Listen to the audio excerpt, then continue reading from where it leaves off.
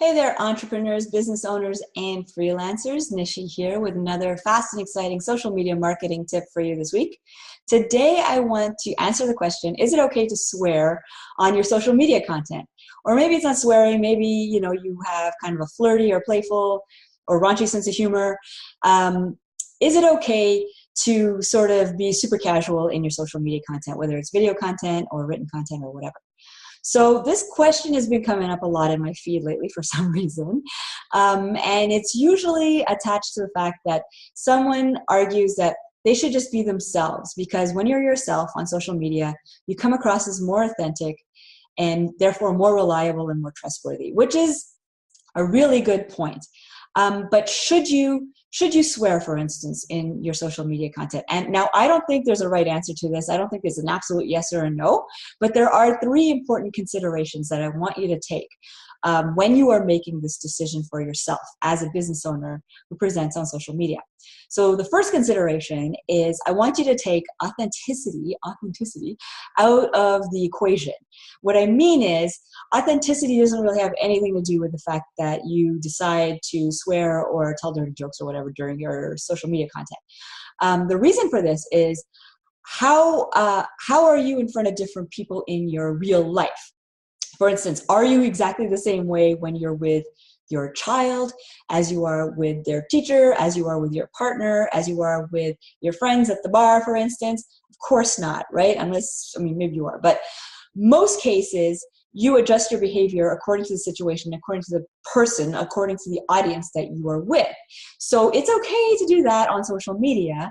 It doesn't mean you are less authentic because you cuss and tell dirty jokes when you're out with the guys or out with the girls, and then restrain yourself and not use certain language in front of a little kid. Okay, that doesn't mean you're insincere or not authentic. That just means you're multifaceted and that you adjust yourself accordingly. Okay, so that's number one. Take authenticity out of the question because it's irrelevant. Number two, I want you to consider your audience. We've already kind of touched on that. Consider your audience just as you would, am I being appealing right now in a business meeting? Or am I being appealing right now or trustworthy right now when I'm talking to my kid's teacher about certain things? You want to take the same consideration with your social media target audience. Why wouldn't you? Now, of course, you don't want to be someone completely fake, but like I just said, you're not being completely fake. You're just presenting one facet of your very complex personality. So consider your audience. And if you're being likable to them by being playful and flirty and having a raunchy sense of humor and swearing, maybe you're being likable, but are you being trustworthy? Because being trustworthy is a very important essence for you to be conveying when you're a business owner on social media, right? So you want to take that into account. Not only just be likable, but be someone that they want to do business with in the long run. And maybe if you cuss a little bit, or a lot, it comes off as, that you're really passionate about your work and, you're type A personality that your audience will resonate with. Okay, that's great. But maybe if your business is something a bit more conservative, maybe investing large amounts of money into properties, for instance, maybe not, I don't know. But you have to consider how you come off to your target audience. They matter a lot when it comes to deciding the tone you want in your content, right? And again, you're not pandering. You're presenting the most effective version of yourself on social media so that you can build rapport with your specific audience. And the third consideration I want you to take is you need to be consistent.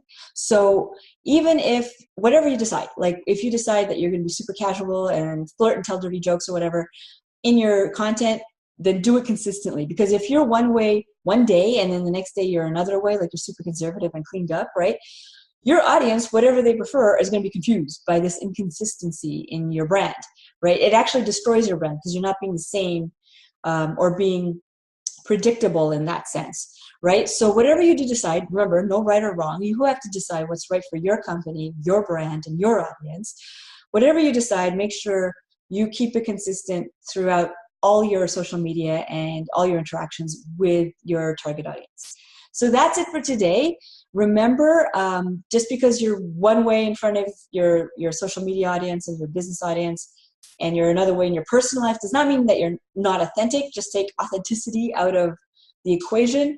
You're just multifaceted and you're presenting how you want your audience to perceive you in a way that is trustworthy and reliable. Okay, and so make sure you're consistent and make sure you're taking your audience into account when you decide what tone you want to present in your social media. I hope you found that useful. If you did, please subscribe. I put out a new video and a new blog article every single week. Until next week, take care.